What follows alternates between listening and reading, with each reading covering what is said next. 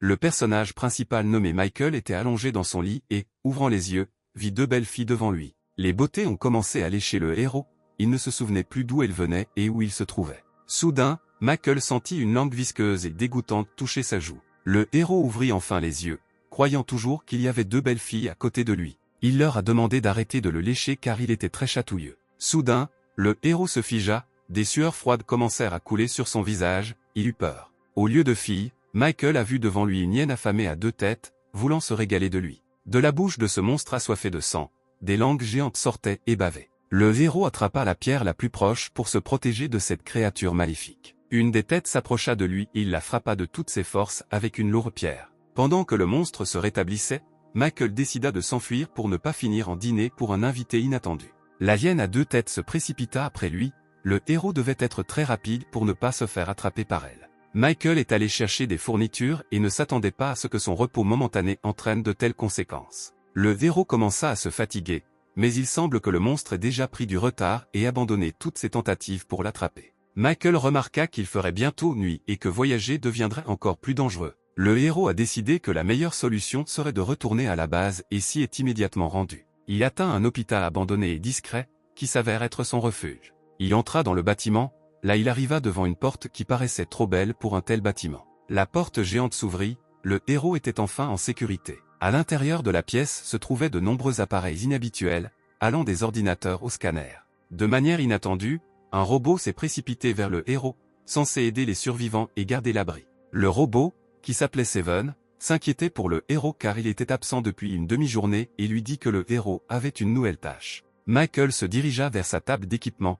le robot le suivant derrière lui. Le héros avait très faim, alors dès qu'il s'est assis devant l'ordinateur, il a immédiatement commencé à mâcher un délicieux petit pain. Il s'est avéré que le personnage principal est une sorte d'administrateur qui assume de nombreuses responsabilités. L'un d'eux était d'attirer des gens dans ce monde en utilisant Internet, ces personnes sont appelées joueurs. Le héros a dit que cela était nécessaire pour restaurer les territoires et qu'il était ici depuis 5 mois. Un certain type discutait sur Internet avec les utilisateurs d'un nouveau jeu réaliste qui, comme l'a dit l'un des interlocuteurs, était développé par l'entreprise qu'il avait récemment rejoint.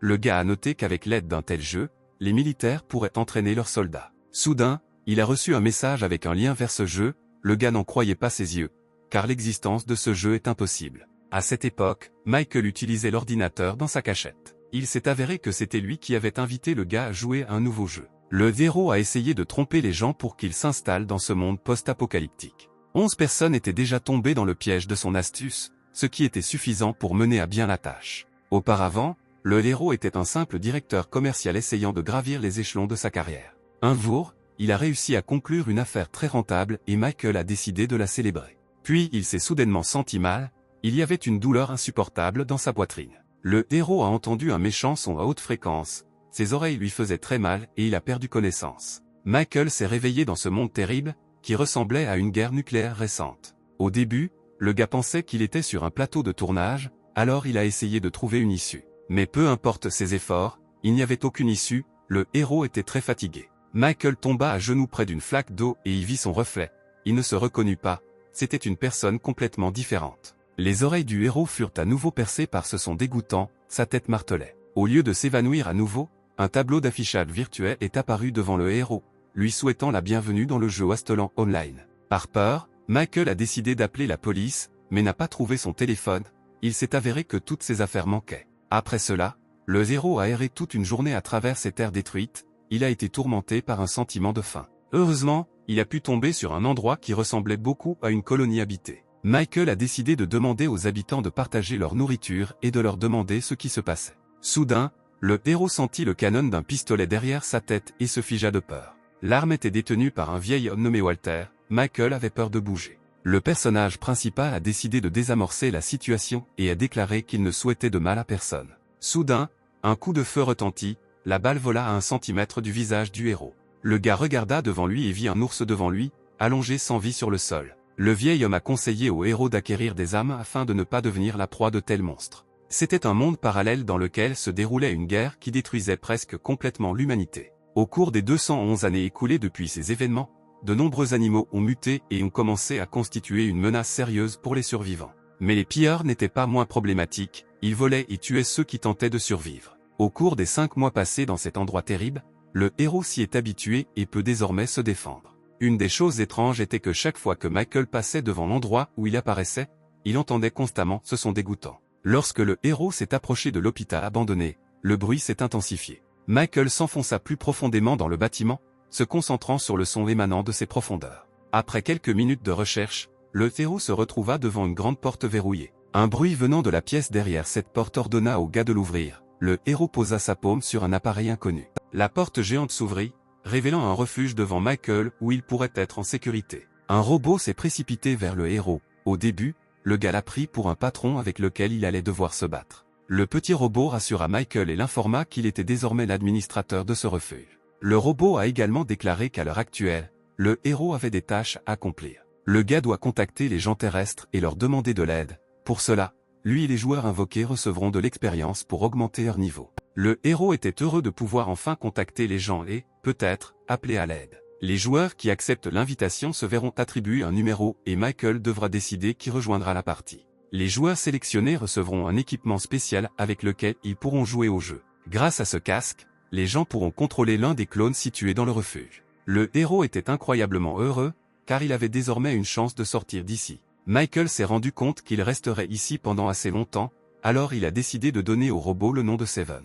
De joie, le robot a commencé à tourner autour du gars et à le remercier pour ses soins. Le héros avait immédiatement une nouvelle tâche, il devait amener 4 joueurs dans ce monde. Le gars avec qui Michael envoyait des SMS s'appelait Jacob, c'était un étudiant ordinaire. Le gars ne pouvait pas croire qu'un jeu aussi réaliste puisse exister. À cette époque, Michael a essayé par tous les moyens d'inciter les utilisateurs du forum à s'inscrire au jeu. Désespéré d'attirer les gens, il a tenté sa chance et a envoyé un message avec un lien vers le jeu. Jacob n'avait pas cru aux rumeurs d'une telle évolution, mais sa confiance était maintenant ébranlée. Le gars rêvait de pouvoir y transférer des filles d'autres jeux et de profiter de la vie virtuelle. Jacob brûlait d'impatience, voulant essayer ce jeu le plus tôt possible et il cliqua sur le lien. Le lendemain soir, l'étudiant s'est rendu à la cafétéria de l'université pour dîner. Après un copieux repas de poulet, il se dirigea vers son dortoir. En arrivant sur place, il trouva une boîte inconnue sur son bureau. Les colocataires de Jacob l'ont interrogé à propos du colis, mais il a insisté sur le fait qu'il n'avait rien commandé. Le gars a décidé de demander à ses voisins qui avaient apporté la boîte,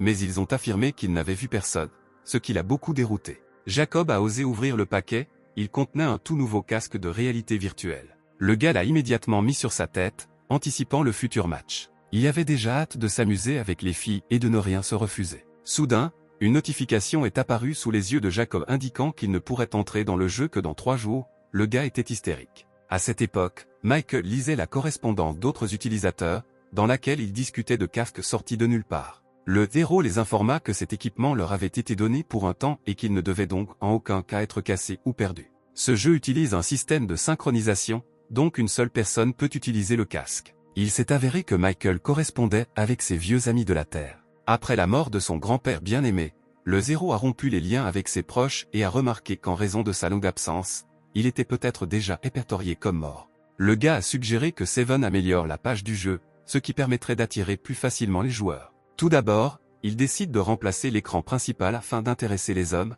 ce qui sera utile dans ce monde post-apocalyptique. Il a également décidé d'ajouter un robot qui imiterait une vraie fille pour encourager les joueurs à rester dans le jeu. Michael est allé préparer le lancement du jeu et a demandé à Seven d'ajouter les améliorations qu'il avait proposées. Le robot a demandé pourquoi le héros n'avait envoyé que 4 casques, car pour accomplir la tâche, il fallait 11 joueurs. Le gars a expliqué cela en disant que maintenant il n'avait plus beaucoup de provisions pour nourrir un si grand nombre de personnes. Le héros voulait faire de ces 4-là ceux qui pourraient se protéger dans ce désert aride. Pour avoir attiré 4 joueurs, Michael a reçu un gilet en nanocarbone qui le protégera des blessures. Seven a également offert au héros une boîte contenant des récompenses aléatoires. Le gars avait une nouvelle tâche dont le but était de s'assurer qu'au moins un joueur entre dans le jeu. Pour cela, Michael recevra un objet de résurrection et suffisamment de points pour ouvrir une boîte d'armes. Le héros a décidé de dépenser tous les points dont il dispose actuellement pour ouvrir des boîtes secrètes. Parmi ceux-ci, il n'a reçu que quelques bonbons, qui n'ont pas pu l'aider à survivre. Michael remarqua qu'il y avait une note banale parmi les bonbons,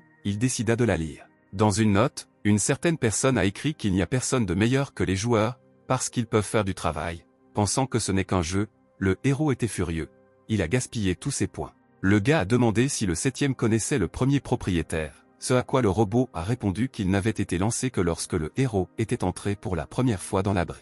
Le héros pensait que puisque le premier propriétaire était l'administrateur du refuge, il aurait dû y avoir des enregistrements le concernant dans la base de données.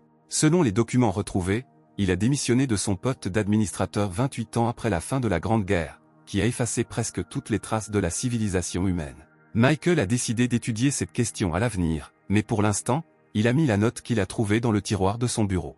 Alors que les 3 jours s'écoulent pour les nouveaux joueurs, le héros a décidé d'aller se ravitailler. Le gars s'est dirigé vers le camp des survivants, mais en chemin, il a rencontré plusieurs hyènes à 2 têtes. Le héros a essayé d'être invisible pour eux, mais, de manière inattendue, des animaux assoiffés de sang se sont dirigés vers lui. Ces terribles monstres ont muté à cause de fortes radiations, après quoi leur force n'a fait que diminuer. Michael a décidé de saisir un tuyau métallique à proximité pour être prêt pour le combat. Le héros voulait les combattre, mais ce n'était pas nécessaire jusqu'à ce qu'il le remarque. Arrivé à la colonie, le gars a décidé que la première chose à faire était d'obtenir quelques jetons et de les échanger contre des fournitures. Michael a donné des piles et des cartouches à un homme nommé Charlie, pour lequel il lui a donné 3 jetons. Le vieil homme a conseillé au personnage principal de faire le plein de nourriture et de carburant, car l'hiver approche. En hiver, le terrain vague devient beaucoup plus dangereux, car des mutants cachés peuvent attendre sous les couches de neige. Les fortes chutes de neige empêchent les commerçants errants d'atteindre les colonies, laissant les survivants avec peu ou pas de provisions. Charlie vivait dans un autre refuge, mais il a été capturé par des maraudeurs et en a fait son esclave. Il fut mis aux enchères comme une chose. Le chef d'un des camps décida d'acheter l'homme. Le héros a dit au revoir au vieux Charlie, qui lui a demandé d'être prudent, car il ne voulait pas perdre un client régulier. Michael est venu chez lui et a commencé à réfléchir à la manière de se débarrasser des chips disponibles. Le héros disposait de 70 jetons et il devait les utiliser pour acheter un outil afin que les futurs joueurs puissent réparer le bâtiment d'un hôpital abandonné. Une fois que le joueur se synchronisera avec le clone à l'aide du casque, le clone deviendra une créature vivante qui devra être nourrie. Le héros a calculé que même s'il ne mange des tartes au blé que 2 fois par jour, il devra dépenser toute la monnaie disponible. Ensuite, Michael a décidé de nourrir les joueurs avec du blé vert bon marché. Le gars a décidé d'aller à nouveau chez le vieux Charlie pour faire des provisions. En sortant de la maison, le héros rencontra une fille nommée Ellie, qui vivait dans le camp avec sa famille. La jeune fille a dit à Michael qu'elle avait entendu des bruits étranges dans sa maison, alors elle est devenue très inquiète. Le héros a remercié Ellie pour sa vigilance. En réponse, elle lui a proposé de garder un œil sur la maison lorsque le gars était absent. Le personnage principal a conseillé à la jeune fille d'être plus prudente avec les étrangers, car ils ne sont peut-être pas aussi amicaux que lui. Ellie est devenue très en colère et a commencé à prouver à Michael qu'elle était déjà une adulte et qu'elle ne devrait pas être traitée comme une enfant. Pour calmer la petite rebelle, le gars lui a donné un bonbon qu'il avait récemment obtenu dans une boîte secrète de la cachette. La jeune fille, qui n'avait apparemment jamais vu une telle nourriture auparavant, ne pouvait pas croquer un morceau de bonbon. Le héros a décidé d'aider la fille et a retiré l'emballage du bonbon, cela avait l'air très savoureux. Ellie a essayé la délicatesse inhabituelle et s'est figée, c'était très sucré. La jeune fille a remercié Michael du fond du cœur pour un cadeau aussi inhabituel. Ellie a invité le héros à essayer ce merveilleux dessert. Le gars a poliment refusé son offre et lui a conseillé de garder un œil sur la maison. Le héros revint au refuge avec des provisions, où l'attendait déjà le 7e. 3 jours s'étaient déjà écoulés. Le héros était donc sûr que les joueurs s'étaient déjà synchronisés avec les clones. Jacob s'est réveillé dans l'un des flacons, il n'a pas compris ce qui se passait et où il se trouvait. À ses côtés, d'autres joueurs, en état de choc, sont sortis des chars. Le grand type nommé Mark s'est pincé et a réalisé qu'il était vraiment dans le jeu.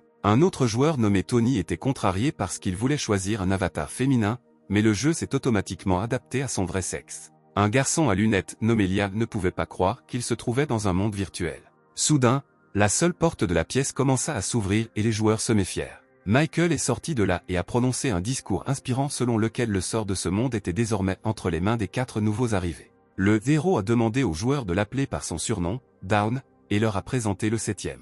Les joueurs ont commencé à interroger le gars sur les différentes fonctionnalités de ce jeu. Le héros a expliqué que les 4 peuvent quitter le jeu en retournant dans leur capsule. Michael a conduit les joueurs dans un endroit éloigné de la zone contaminée. Jacob et Liam ont décidé que l'administrateur avait beaucoup de pouvoir dans le jeu, il devait donc être prudent. Le héros a mis les joueurs au courant en racontant une brève histoire du terrain vague et les a encouragés à commencer à le restaurer. Pour commencer, les gars devaient suivre une formation. La première tâche consistait à ramasser du bois de chauffage. Michael a également chargé les joueurs de reconstruire le bâtiment de l'hôpital détruit. Les gars inspirés ont déclaré haut et fort qu'ils seraient heureux d'aider le héros dans cette affaire difficile. Le personnage principal a également averti les joueurs que lorsqu'ils rencontrent des monstres locaux, il est préférable de ne pas se battre et de battre en retraite. Le héros a demandé au 7e de surveiller les 4 depuis la fenêtre de l'hôpital et de l'appeler en cas de problème. À cette époque, les gars étaient déjà en train d'abattre entièrement la forêt. Les bruits de haches frappant les troncs d'arbres se faisaient entendre partout. Liam s'est plaint à Jacob qu'il était très fatigué de brandir une hache et ne comprenait pas pourquoi Mark était si fort. Tony a suggéré que chacun d'eux avait des caractéristiques qui correspondaient à l'histoire de leur personnage. Jacob exprima le désir de s'enfoncer dans la forêt pour tenter d'y rencontrer les magnifiques elfes. Mark croyait qu'à part de terribles mutants, il n'y avait personne d'autre à rencontrer ici. Liam a dit à Jacob que le héros leur avait strictement interdit de quitter l'hôpital, d'autant plus qu'il était peu probable qu'ils puissent résister aux créatures locales à l'aide de haches. Le gars a recommencé à extraire du bois, mais il s'est soudainement senti mal à l'aise et a laissé tomber son outil de ses mains. Quelque chose l'a dépassé à grande vitesse, Jacob a failli mourir. En levant les yeux vers le ciel, il y a vu un oiseau de proie géant, et le gars a commencé à appeler à l'aide de manière déchirante. Le monstre regarda Jacob impuissant allongé sur le sol et dirigea ses griffes acérées vers lui. Le robot qui a vu cela s'est immédiatement dépêché d'informer le héros de ce qui s'était passé. À cette époque, Michael étudiait l'extracteur de matière qu'il avait reçu pour attirer 4 personnes dans le jeu, avec lequel il pouvait créer des clones. Le 7e fit irruption dans la pièce et cria de manière déchirante que les joueurs avaient été attaqués par un énorme oiseau. Tony et Liam ont aidé leur ami effrayé à se relever et l'ont tenu pour qu'il ne s'évanouisse pas sous le choc. Jacob a suggéré que les gars élaborent rapidement un plan pour vaincre le faucon muté. Liam est resté courageusement debout au milieu de la lisière et a vu que ses camarades se cachaient dans la forêt. Le gars était en colère que ses amis l'aient abandonné. Soudain, sorti de nulle part, Michael lança une pierre sur le faucon pour le détourner vers lui. Le héros a saisi un tuyau métallique qu'il a utilisé comme arme et s'est préparé à l'attaque de l'oiseau. Le gars a lancé le tuyau vers le mutant volant et l'a transpercé. Les joueurs ont été étonnés de la facilité avec laquelle l'administrateur a fait face à une menace aussi grave. Les héros décidèrent qu'il valait mieux faire frire leur proie que de les laisser pourrir dans la forêt. Michael a ordonné aux joueurs d'être désormais prudents, car en plus des mutants, d'autres personnes constituent également une menace dans le désert. Les 4 ont décidé qu'ils ne pouvaient pas manger une carcasse aussi grosse en une seule fois, alors ils ont eu l'idée de conserver les restes au réfrigérateur. À cela, le héros a répondu qu'un appareil semblable à un réfrigérateur se trouve uniquement dans le château du chef des survivants. Le lubrique Jacob a immédiatement commencé à fantasmer qu'il deviendrait le chef du camp et qu'il aurait tout un harem dans son château. Le personnage principal a déclaré qu'ils avaient besoin d'autant de bois que possible, mais les joueurs avaient l'air assez fatigués et affamés. Il a décidé de leur remonter le moral et a dit qu'en récompense de l'abattage des arbres, il donnerait aux gars des points qui pourraient être échangés contre de la nourriture délicieuse. Après ces mots, les 4 se précipitèrent pour couper du bois de toute leur force. Après un certain temps, les joueurs étaient allongés sur le sol, épuisés, fatigués par un travail épuisant. Bruisé Mark a reçu 2 morceaux d'oiseau géant en récompense de ses efforts. Jacob et Tony reçurent 450 points chacun et semblaient être devenus amis. Liam était contrarié d'avoir gagné le moins de points, ses camarades ont décidé de lui remonter le moral. Michael était heureux que les joueurs se soucient les uns des autres. Le héros les a également informés que les points qu'ils avaient reçus pouvaient être échangés contre divers objets et pièces de résurrection, mentionnant que le processus de résurrection prenait 3 jours. Le personnage principal s'est rappelé que tous les habitants locaux parlent une langue différente de la langue terrestre, il devra donc créer un traducteur pour les joueurs. Tony a remarqué qu'il n'y avait pas d'électricité à leur avant-poste, alors il a suggéré d'installer un générateur ici. Michael a promis une récompense à quiconque résoudrait ce problème. Liam s'est rendu compte qu'il était temps pour lui de se montrer en action. Le soir est venu, et tous les joueurs sont rentrés au refuge. Ils ont beaucoup aimé ce jeu et ne voulaient pas le quitter. Seul Liam à lunettes a exprimé le désir d'en sortir au plus vite. Pendant ce temps, Michael et Seven ont discuté de la nécessité de trouver de nouveaux joueurs pour remplacer les actuels pendant qu'ils dormaient dans le monde terrestre. Le robot a également signalé que chaque fois que vous vous déconnectez du système, les informations génétiques des clones sont copiées. Cela signifiait que les joueurs pouvaient améliorer leurs compétences et devenir plus forts. Désormais le héros avait l'intention d'entraîner les 4. Liam a quitté le jeu et s'est réveillé dans sa chambre universitaire. Le gars était un employé du département de physique. Il s'est lavé, s'est habillé et s'est dirigé vers la salle à manger. Le gars avait l'intention d'interroger son collègue sur les générateurs électriques. Ce professeur était un homme de 30 ans nommé Ethan. Il était plutôt beau, donc les étudiants le regardaient souvent. Liam s'assit à côté de l'homme et commença à interroger le professeur à propos des générateurs. Le gars a demandé s'il était possible de produire de l'électricité en cas d'apocalypse. Ethan regarda attentivement Liam dans les yeux et lui demanda pourquoi il avait besoin de cela, s'il n'avait jamais été dans un tel monde. Le gars se figea, il ne comprenait pas comment le professeur avait pu connaître son aventure d'hier. Le professeur a ri et a dit qu'il plaisantait. Liam s'est détendu. Le gars a raconté à son interlocuteur un bref aperçu de la friche. Ethan a admis qu'il serait assez difficile de résoudre le problème de l'électricité. Après un certain temps, le professeur a proposé un plan qui impliquait l'utilisation de générateurs secondaires de voitures. Ayant fini d'expliquer son idée, Ethan se dirigea vers la sortie de la cafétéria. Mais il fut attaqué par des étudiants aimants. Liam a reçu un message sur le forum dans lequel Tony décrivait ses impressions sur le jeu et en faisait l'éloge. Tony était assez célèbre dans les cercles de joueurs, alors il a décidé de lancer une diffusion. Au début, il a loué la complexité du monde du jeu et les personnages bien écrits. Il a également raconté beaucoup de détails sur le jeu et le public a posé beaucoup de questions. L'un des commentateurs était très méfiant et Tony pensait que c'était le gars qui les avait invités à jouer au jeu. Michael regardait cette émission depuis sa cachette. Le 7e rapportait que le nombre de nouveaux joueurs avait augmenté de 11 personnes en seulement 24 heures. Cela a été possible grâce à la popularité de Tony. Le héros a commencé une correspondance avec Jacob, Tony, Mark et Liam, disant qu'une mise à jour avait été publiée dans le jeu et que vous pouvez désormais personnaliser vos caractéristiques initiales. Les gars ont été choqués par cette nouvelle, ils avaient hâte de revenir dans le match. Michael a conseillé aux joueurs de se familiariser avec toutes les innovations sur le site officiel du jeu et leur a dit au revoir. Le héros a demandé au 7e s'il pouvait également se connecter au clone, comme un joueur, à l'aide d'un casque. Le robot a malheureusement signalé que la base de données ne contient pas de données sur l'ADN du personnage principal.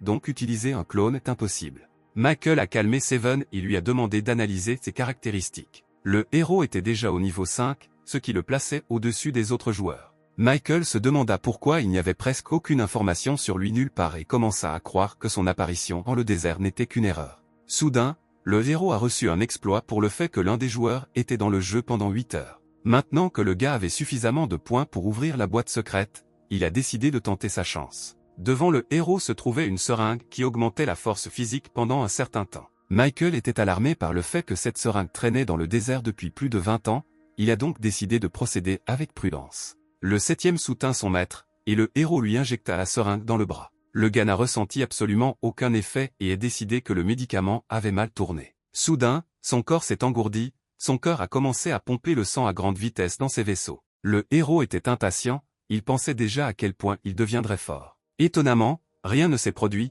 Michael était très bouleversé. Le gars a demandé à Seven de scanner son corps pour savoir si des changements s'étaient produits. Le robot a accédé à la demande du propriétaire et a fourni un rapport. Il s'est avéré que le héros est supérieur à la personne moyenne à tous égards. La seringue a fonctionné et a donné à Michael plusieurs prises de courant, le gars était très content. Les joueurs étaient censés se connecter au jeu dans 1h30, le personnage principal a donc envoyé le robot préparer leur arrivée. Le héros avait jusqu'à 20 nouvelles tâches supplémentaires, le gars a décidé d'utiliser des joueurs pour les accomplir. Michael s'est rendu compte que la tâche principale était désormais de réparer l'électricité. Sans cela, les joueurs auraient beaucoup de mal à se promener aux abords de la base. Le héros s'est rendu compte que 4 joueurs ne suffiraient pas, alors il a commencé à en chercher de nouveaux. Cela nécessitait une meilleure publicité pour intéresser le plus grand nombre de personnes possible. Michael était perplexe. Il pensait également que parmi les nouveaux joueurs, il y en aurait certainement qui causeraient beaucoup de problèmes. Le héros a proposé une nouvelle méthode d'inscription.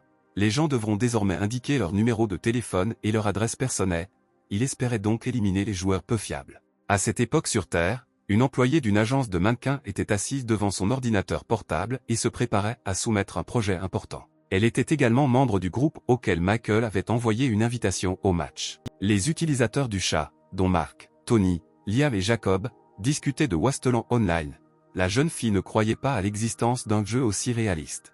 L'employé a décidé d'essayer de passer le temps et de se calmer, alors elle a décidé de se rendre sur le site du jeu. La jeune fille a lu une brève description du jeu et n'y a rien vu d'inhabituel. À la toute fin de la description, elle a lu que ce jeu ajouterait bientôt la possibilité de faire de la chirurgie esthétique. La jeune fille était ravie. L'employé de l'agence de mannequins a immédiatement décidé de précommander le jeu afin d'être l'une des premières à y jouer. La jeune fille était heureuse d'avoir pu s'inscrire et espérait trouver l'inspiration dans le jeu pour créer de nouveaux vêtements. À ce moment-là, Michael était assis devant son ordinateur, il était très surpris que cette fois les joueurs s'inscrivent beaucoup plus vite et plus. Il était 6 heures du matin, le héros se préparait à rencontrer les joueurs. Les 4 étaient à nouveau dans le jeu, Mark avait augmenté ses forces, Tony était un filou et Liam avait le dessus en matière d'intelligence. Jacob sentit soudain un nœud dans son estomac et se précipita vers Seven pour savoir où se trouvaient les toilettes. Le robot a signalé qu'il n'y avait pas de toilette dans l'abri. Ses camarades ont essayé de retenir Jacob qui souffrait. Le gars était prêt à faire ses besoins directement dans la pièce,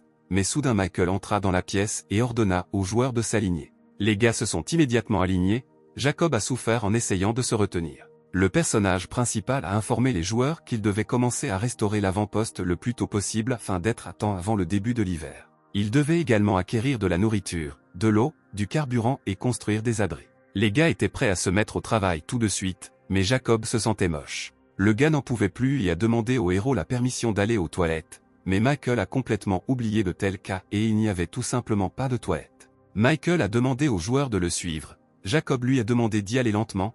Il semblait que Tony et Mark avaient également besoin d'aller aux toilettes. Le héros a conduit les 4 vers les ruines près du refuge. Il semble que les gars se soient sentis malades après avoir mangé le faucon. Mark et Jacob se sont effectivement soulagés, mais ils ont dû s'essuyer avec des feuilles de plantes. Les joueurs ont unanimement suggéré à Michael de commencer à construire des toilettes à la base. Ils ont également proposé de transformer leurs déchets en engrais. Tony a dit que les gaz sortant du corps pourraient être utilisés pour alimenter une petite centrale électrique pour alimenter les toilettes en électricité. Liam s'est dit préoccupé par le fait qu'ils avaient besoin de matériaux d'étanchéité pour mettre en œuvre un tel projet. Michael s'empresse de le rassurer en lui disant que dans le désert, on trouve beaucoup de bouteilles en plastique abandonnées. Le héros a appelé les joueurs à être désormais plus attentifs et a déclaré qu'hier, il avait installé un tableau avec des tâches pour le rendre plus pratique pour les gars. Les 4 joueurs, qui considérait Michael comme un personnage de jeu ordinaire, était étonné qu'il se comporte comme une vraie personne. Liam leva la main et déclara qu'il avait déjà des idées pour un générateur. Le gars a demandé au héros s'il y avait de vieilles voitures à proximité, ce à quoi Michael a répondu qu'il y avait un parking avec un tas de voitures à proximité. Mais il les avait examinées depuis longtemps et n'y avait rien trouvé d'utile.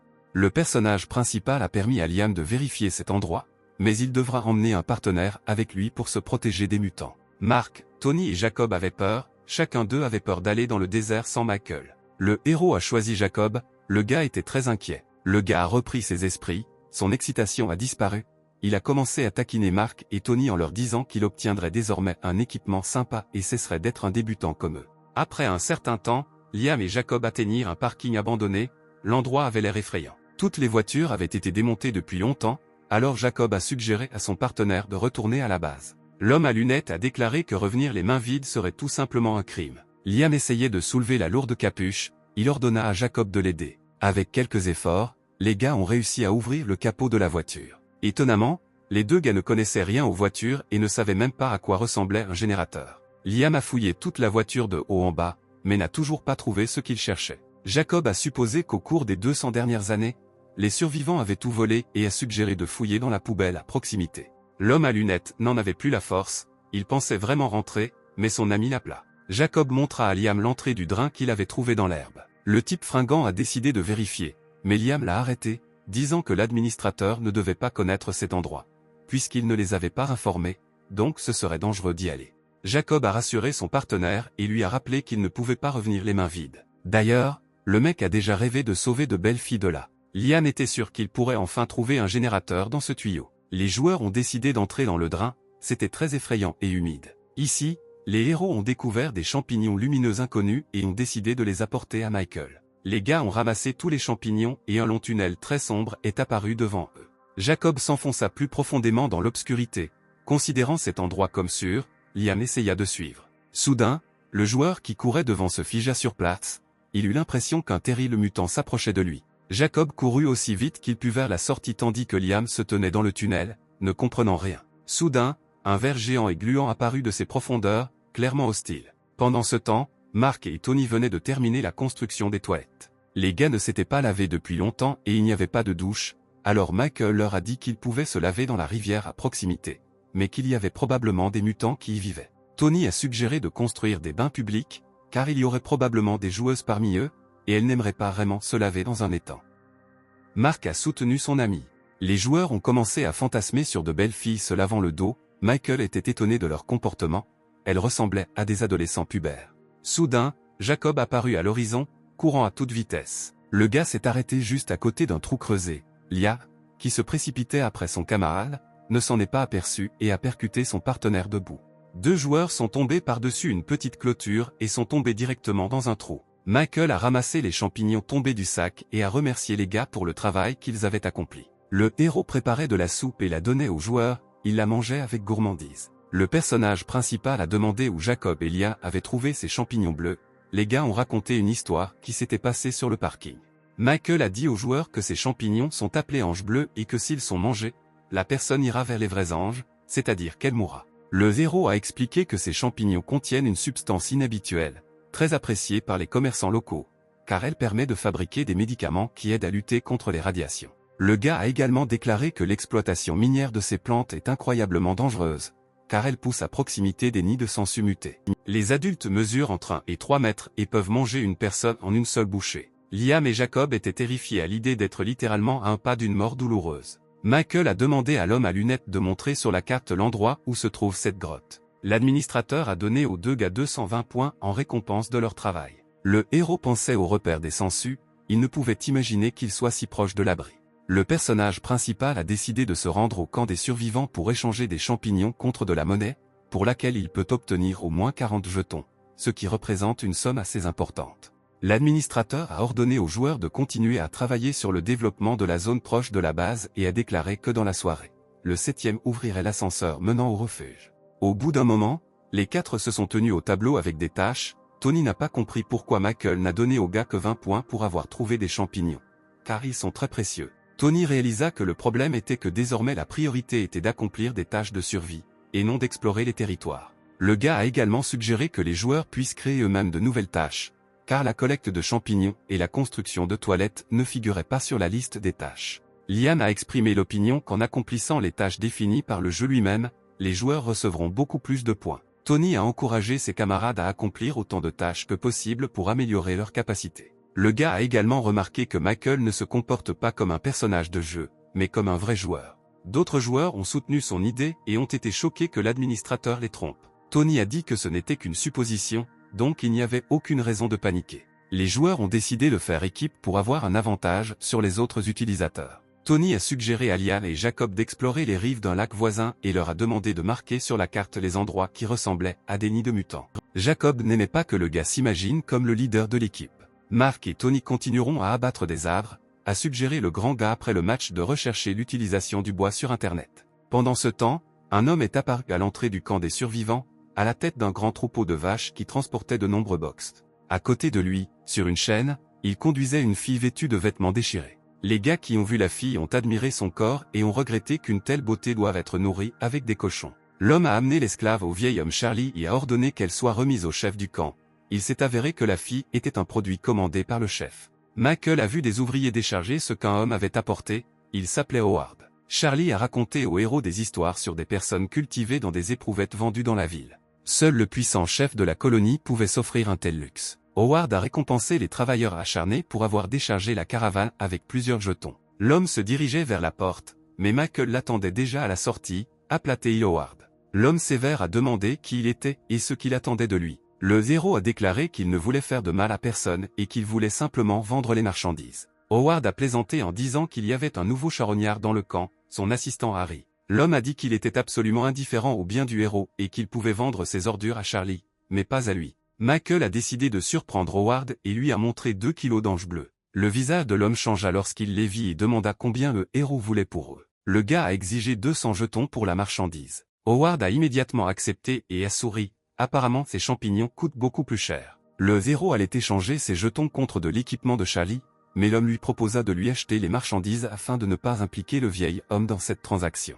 Michael a demandé s'il y avait une arme à feu disponible, ce à quoi le sévère Howard lui a remis une excellente arme. L'homme a proposé un prix de 230 jetons pour le fusil et les munitions. Le héros a décidé d'acheter une arme et 60 cartouches. Avec les 25 jetons restants, il voulait acheter de la nourriture et d'autres fournitures. Michael a fait une offre à Howard, l'homme devrait le soutenir et lui faire une réduction, en échange il y apporterait plus de champignons. Après délibération, l'homme a accepté et lui a tendu la main. Les gens se sont serré la main et Howard espérait qu'ils pourraient travailler ensemble à l'avenir. Michael a enveloppé le fusil nouvellement acquis dans un morceau de tissu. Le marchand d'esclaves lui a donné de l'argent et a noté que tout le monde ne méritait pas un tel honneur.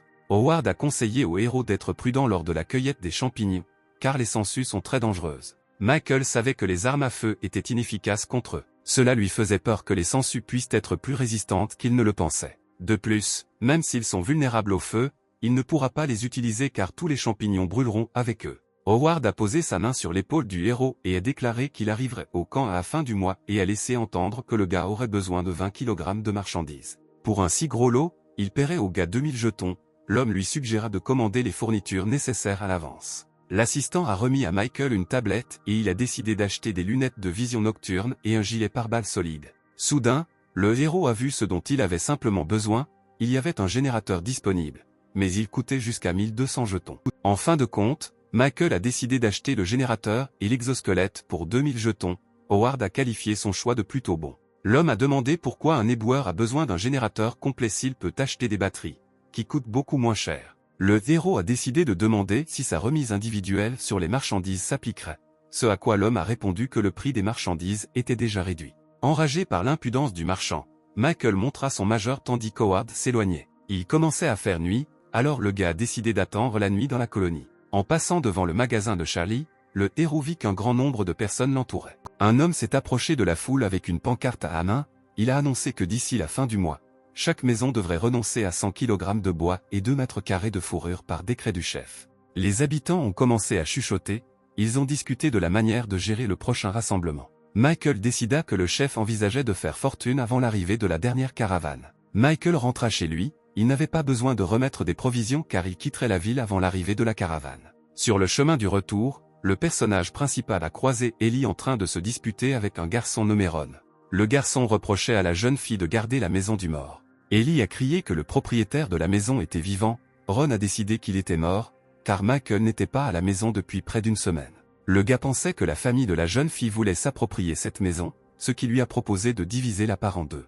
Ellie a refusé son offre, par colère, Ron a voulu frapper le bébé sans défense. Le garçon a balancé son poing et a pointé son poing sur la fille, mais au dernier moment il a été arrêté par Michael. Le petit a dit au héros que Ron envisageait de détruire sa maison, le charognard a dit qu'Ellie était désormais sous sa protection. Le garçon avait une peur bleue, Michael a proposé de l'aider à sortir d'ici avec un sourire. Le héros a décidé d'effrayer encore plus le garçon, alors il a fait semblant d'attraper son tuyau en métal. Par peur, Ron s'est précipité vers sa maison avec une telle vitesse qu'il ne restait plus qu'une traînée poussiéreuse. La jeune fille a remercié Michael d'avoir chassé cet intimidateur. Le gars a décidé de lui offrir une sucette en guise de remerciement pour avoir pris soin de la maison. Ellie commença à sucer avidement les bonbons, quand soudain les hommes l'appelèrent. C'était son père, son frère Alex et son frère Steve, ils rentraient au camp avec de gros sacs sur les épaules. La fille a immédiatement couru chez elle, Michael a décidé qu'elle n'était pas autorisée à communiquer avec lui. Les hommes commencèrent à entrer dans la maison, mais Alex s'arrêta et regarda le héros.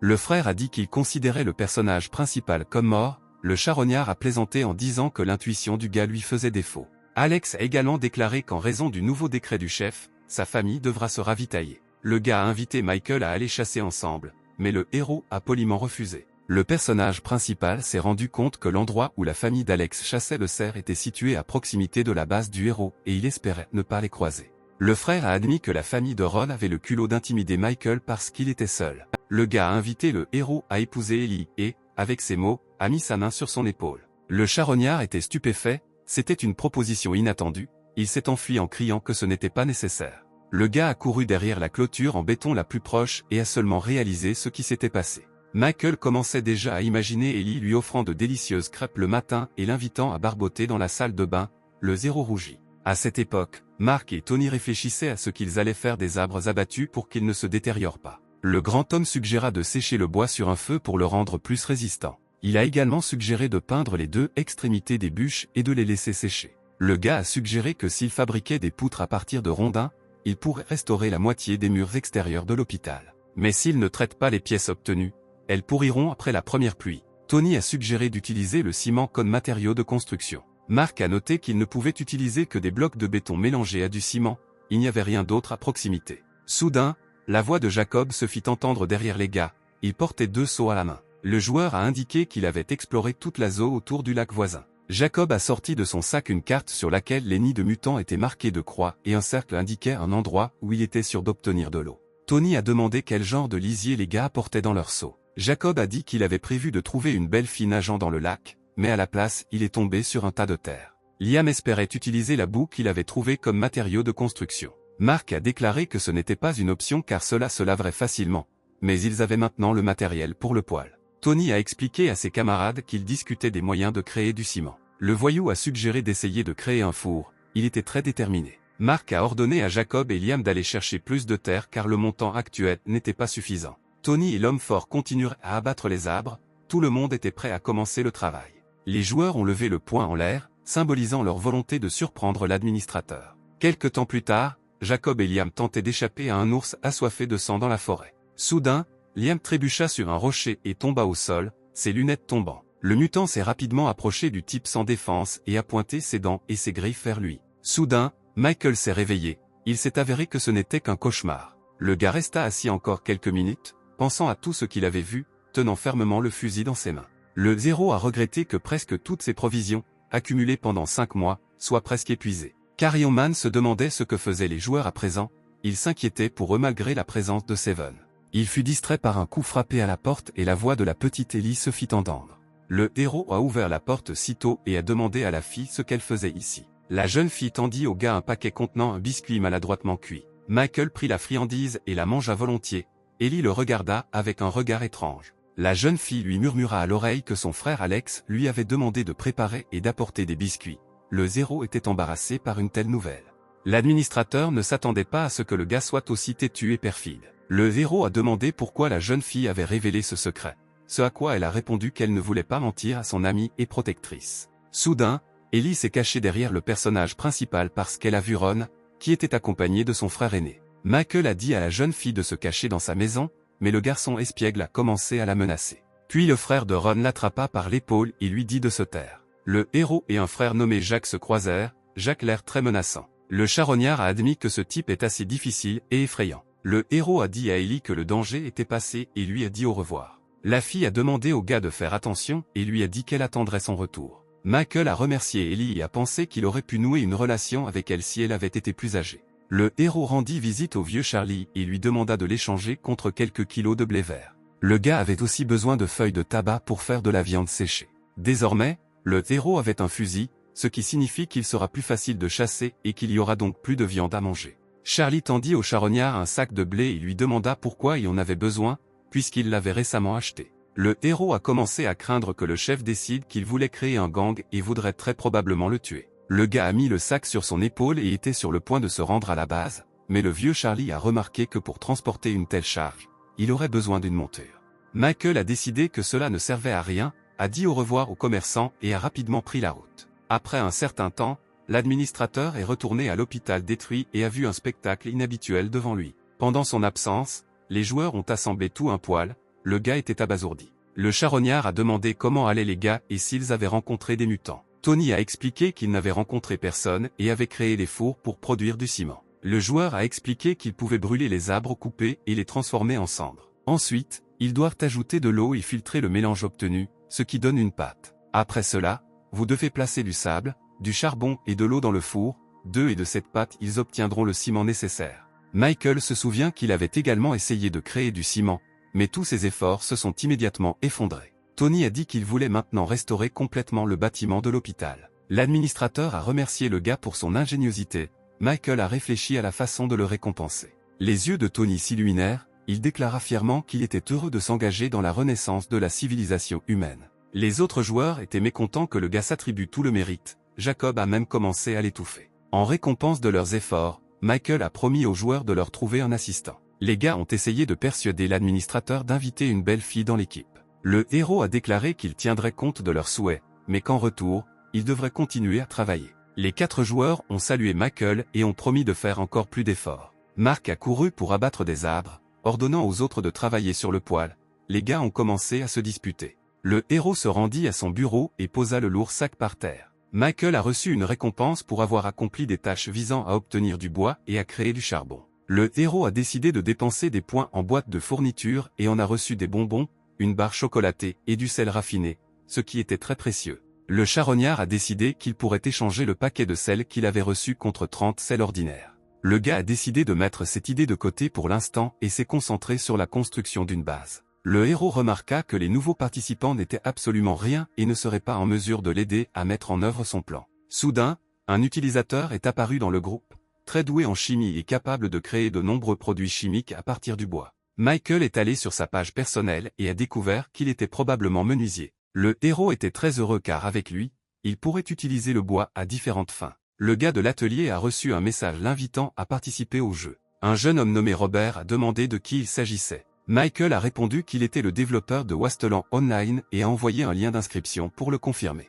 Robert a clairement décidé qu'il devait essayer ce jeu. Le héros a dit qu'il enregistrerait le gars dans le système et l'informerait quand il pourrait entrer dans le jeu. Michael a réfléchi que maintenant il y aura un charpentier sur la base, il est nécessaire d'attirer autant de professionnels similaires que possible. L'administrateur a décidé qu'il y avait désormais suffisamment de fournitures à la base pour subvenir aux besoins de 2 joueurs supplémentaires, d'autant plus qu'il pouvait également commencer à chasser.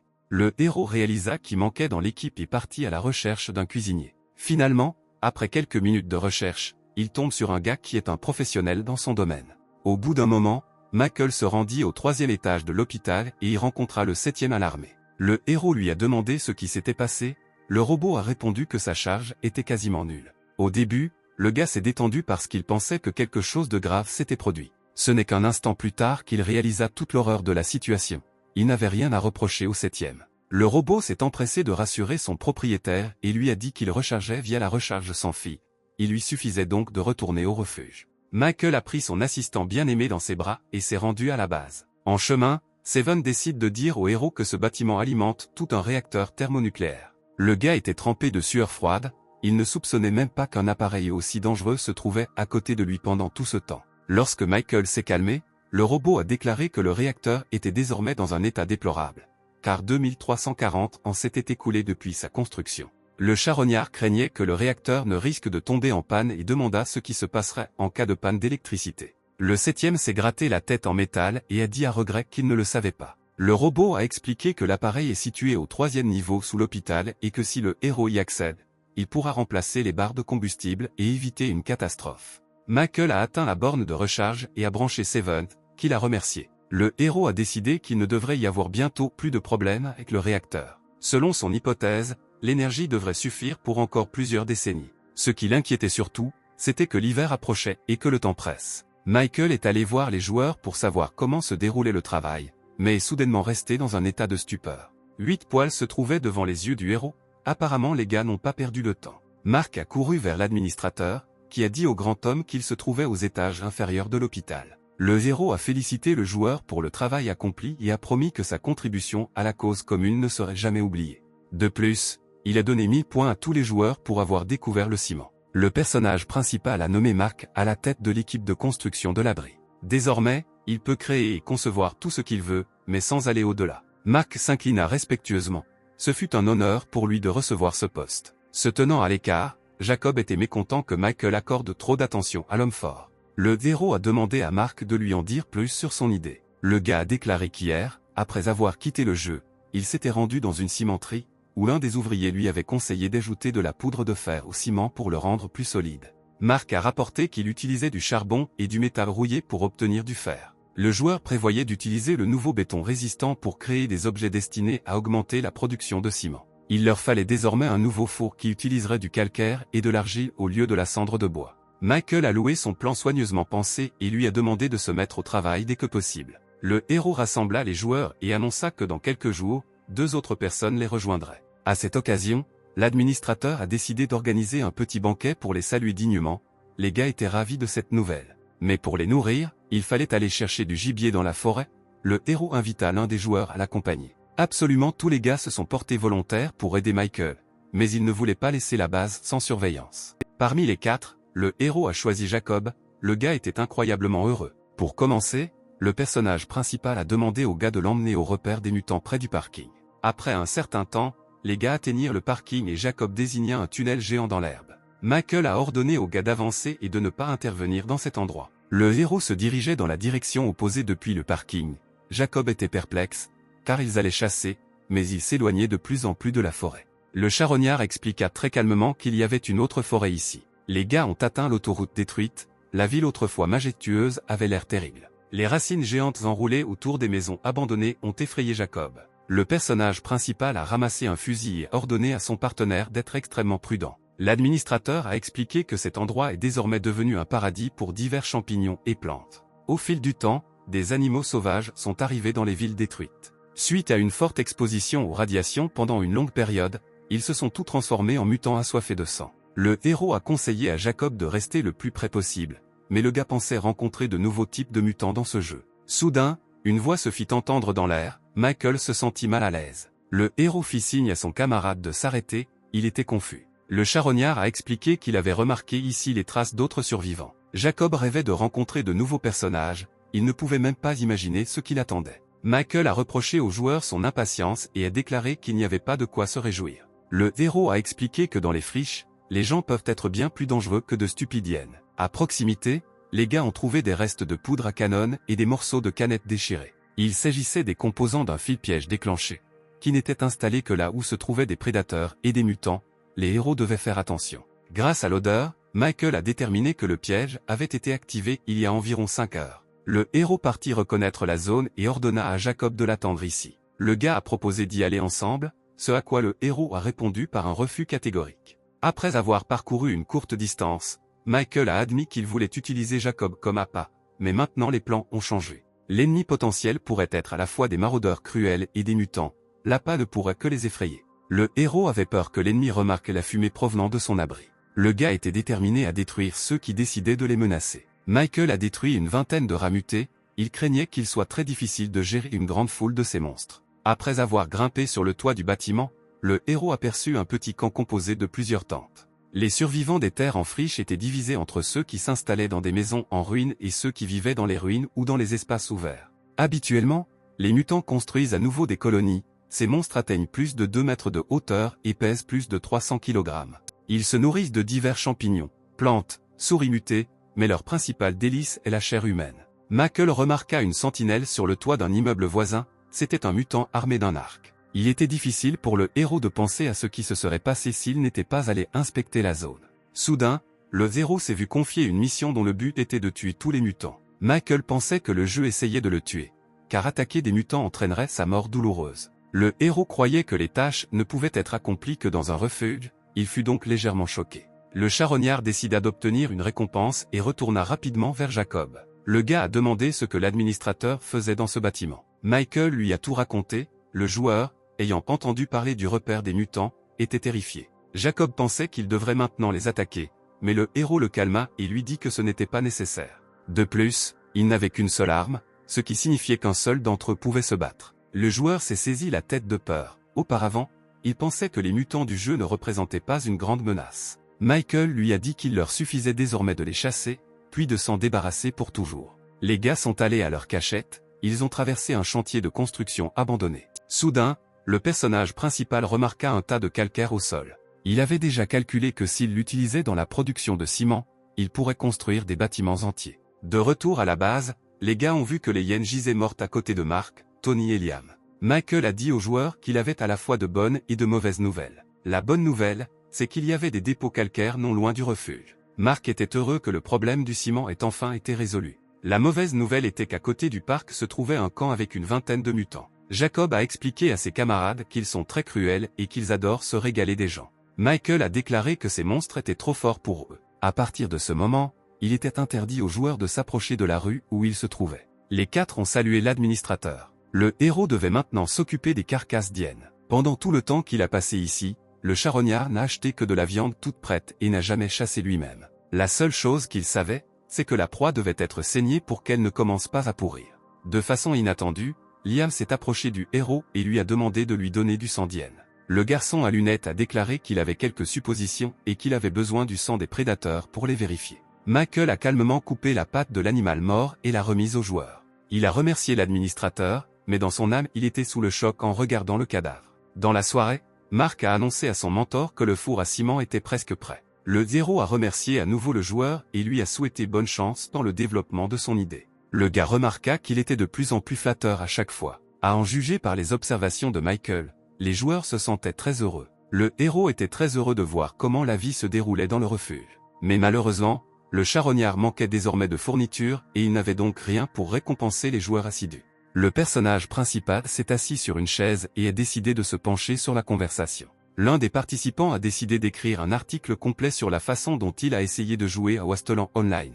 Après avoir lu cet article, le héros a décidé qu'il devrait accorder plus d'attention à ses utilisateurs lors du prochain recrutement de joueurs. Michael a décidé de se reposer après une dure journée de travail. Le gars a reçu quelques points pour avoir accompli des tâches et a de nouveau décidé d'ouvrir la boîte secrète. Des sucettes stupides sont tombées de la boîte. Le héros remarqua que parmi eux se trouvait un bonbon dans un emballage doré. Il s'est avéré qu'il s'agissait d'un objet unique qui augmente la force pendant une courte période. Le gars a commencé à pleurer de bonheur. Le gars a décidé que cet objet lui serait utile dans une situation critique. Michael a mis la sucette dans la poche de sa veste pour l'utiliser le moment venu. Dans la matinée, Mark et Liam sont retournés au camp et ont apporté du calcaire. Le grand homme suggéra de commencer à créer du ciment, après quoi l'homme à lunettes tomba au sol, épuisé. Mark a commencé à écraser des pierres avec un gros marteau. D'autres joueurs ont ajouté de la limaille de fer et de l'argile à la poudre obtenue. Il leur fallait maintenant chauffer le four à 1450 degrés. Tony a décidé d'aider les gars et de souffler de l'air pour augmenter la température. Il a demandé à Mark comment l'augmenter, ce à quoi il a répondu qu'il ne savait pas. Tony commença à s'indigner, mais le grand homme le remit rapidement à sa place. Les joueurs qui se disputaient remarquèrent que Jacob et Liam avaient disparu. À ce moment-là, ils se précipitèrent vers Michael et le trouvèrent finalement. L'administrateur a demandé où ils étaient, mais c'est Liam, nerveux, qui a répondu qu'il marchait près du camp des mutants. Le personnage principal était très en colère parce que les joueurs avaient désobéi à son ordre. Jacob a dit qu'ils ont seulement posé des pièges et ne se sont pas approchés, et qu'ils ont également amené des larves de sangsue. Le charognard se demanda comment ils avaient réussi à les attraper. Jacob a expliqué qu'ils utilisaient le sang des hyènes pour les attirer dans des bouteilles. Le héros a noté que c'était une très bonne idée. Le personnage principal a demandé comment il pourrait les utiliser. Liam leur a assuré qu'il ferait d'excellents appâts pour la pêche. Le garçon à lunettes a déclaré avoir récemment vu des oiseaux pêcher dans un lac voisin. Michael se souvient de la façon dont il a essayé de pêcher, mais il n'y est pas parvenu. Le héros a remarqué que si les poissons étaient faciles à attraper, les gens s'installeraient près des plans d'eau, ce qui signifie que tous les habitants de la mer deviendraient également des mutants. L'administrateur a demandé à Liam s'il savait pêcher.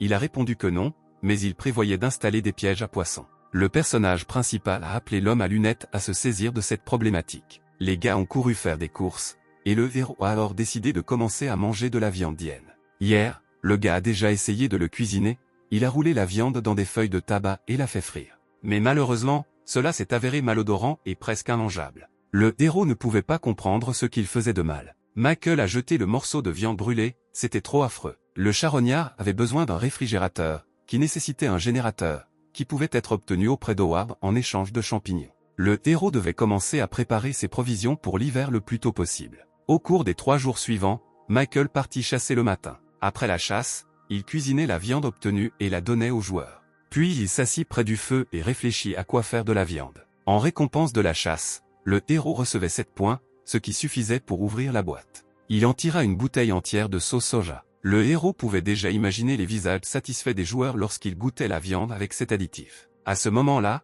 Jacob, entouré d'autres joueurs, était assis près du feu, il en avait assez de manger du ragoût. Il se sentait mal à l'aise, une telle nourriture lui donnait la diarrhée. Tony s'est senti malade et a admis qu'il préférait manger du blé. Mark a encouragé les gars en leur disant qu'ils auraient de la nourriture délicieuse à l'avenir, les joueurs étaient très en colère. Jacob était déjà prêt à dépenser tout son argent pour acheter des épices. Liam pensait à améliorer le piège à poisson et on lui a demandé de se taire. Jacob a demandé à Mark comment ça se passait avec le ciment, il a répondu que tout serait bientôt prêt. Le grand gars a expliqué qu'ils essayaient maintenant de créer des briques, mais sans moule spécial, cela ne fonctionnait pas très bien. Tony s'est plaint que le jeu était trop difficile. Liam a admis qu'il avait raison, il n'avait rien attrapé depuis quelques jours, malgré tous ses efforts. L'homme à lunettes commence déjà à manquer de sangsue. Le gars a décidé de restaurer la population de poissons dans le lac. Mark se souvenait que le héros avait parlé de l'arrivée de nouveaux joueurs. Jacob commença à imaginer qu'il y aurait parmi eux une beauté irréelle. Soudain, Michael s'est adressé aux joueurs et leur a présenté ses nouveaux camarades.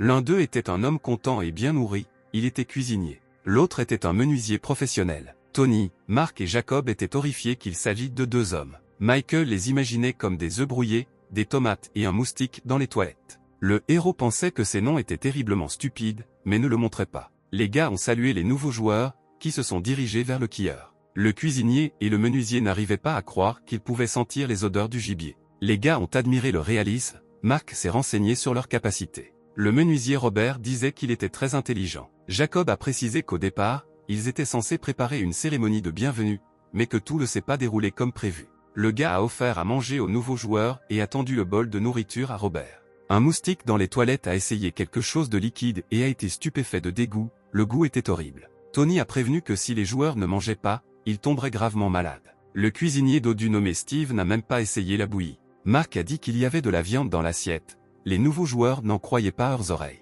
Le grand homme a dit que le plat était fait de viande d'hyène. Steve a goûté sa portion et a été horrifié par le goût pourri. Mark a conseillé au cuisinier de contacter l'administrateur s'il est un bon cuisinier. Robert a demandé si l'équipe avait besoin d'un menuisier professionnel. L'homme fort a dit qu'il avait besoin d'aide pour fabriquer des moules pour les briques. Le gars était ravi. Tony et Mark ont entraîné Robert à une vitesse vertigineuse. Liam a dit à Steve que le jeu pouvait parfois être très difficile, alors le chef a décidé de jeter un œil autour de lui. Mark et Tony admiraient le travail du charpentier.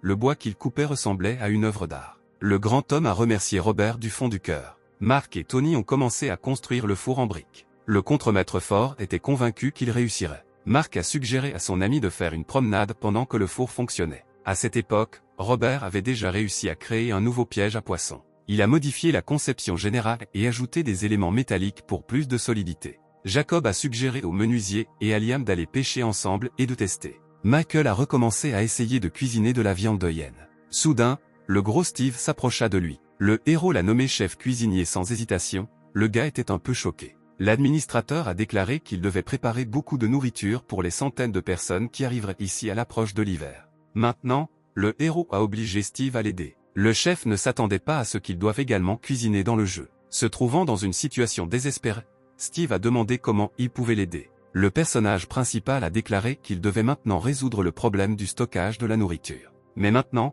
Michael voulait juste savoir pourquoi sa viande avait mauvais goût. Steve a conseillé au héros de le cuisiner à l'intérieur. Il a également déclaré que les feuilles de tabac ne conviennent pas du tout comme assaisonnement. Le cuisinier a dit qu'on pouvait cuisiner de la viande sans sel. Steve a suggéré d'essayer de mettre de la nourriture en conserve. Le charognard a demandé aux joueurs de s'en occuper et est parti, et le problème a été résolu. Maintenant que presque tous les problèmes ont été résolus, le héros a décidé d'inviter encore plus de joueurs. Soudain, Mark et Tony, terriblement heureux, se sont envolés pour le rencontrer. Ils lui montrèrent un tas de ciment frais et ils réussirent finalement. Le grand gars a dit que désormais il produirait jusqu'à une demi-tonne par jour. Les gars étaient très fatigués, car ils avaient fait beaucoup d'efforts pour chauffer le four à la température requise. Le personnage principal a qualifié la création du ciment de pas de géant dans son développement. Pour le travail accompli, l'administrateur leur a attribué 1000 points, les joueurs étaient incroyablement heureux. Michael pensait que si ses subordonnés avaient beaucoup de devises, cela conduirait à inflation. The Scavenger a décidé de créer des machines de loterie avec des récompenses aléatoires qui seraient achetées avec des points de joueurs plutôt qu'avec des jetons.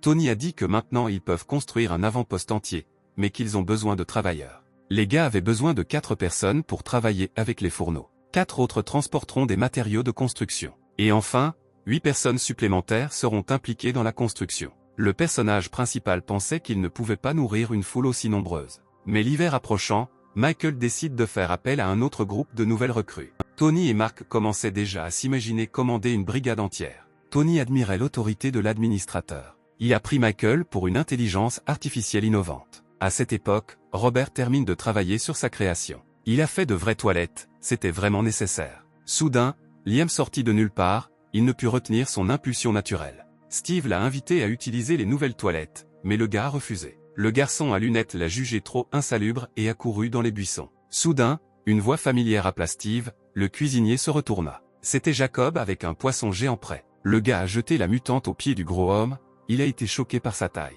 Jacob a réprimandé Liam pour avoir failli chier dans son pantalon et s'être enfui. Steve a qualifié le poisson-chat de prise pas si bonne, et le pêcheur colérique était furieux. Il a dit qu'il devait rester assis au bord du lac pendant 3 jours entiers. La proie prise dans le piège l'a simplement brisé. Soudain, des oiseaux sont arrivés, voulant se régaler des gros poissons. Lorsque les oiseaux ont disparu, les gars ont essayé d'attraper le poisson-chat, mais il était trop fort. Ensuite, ils ont dû ramasser des tuyaux métalliques et tuer le mutant. Jacob a demandé si Steve pouvait cuisiner une telle prise. De toute sa carrière de cuisinier, le gars n'avait jamais vu un tel monstre. Il serait très difficile de fumer un tel poisson, mais le joueur a décidé d'essayer. Après un certain temps, Steve a préparé une soupe de tête de poisson-chat. Le gars l'a versée dans des assiettes et l'a distribuée à ses camarades. Jacob a admis que ça sentait très bon. Les joueurs étaient ravis, ils n'avaient jamais mangé une nourriture aussi délicieuse. Le soir est venu et les 6 ont quitté le jeu. Michael a décidé de commencer à recruter de nouveaux arrivants. Il a annoncé que le jeu pouvait désormais accueillir jusqu'à 30 joueurs.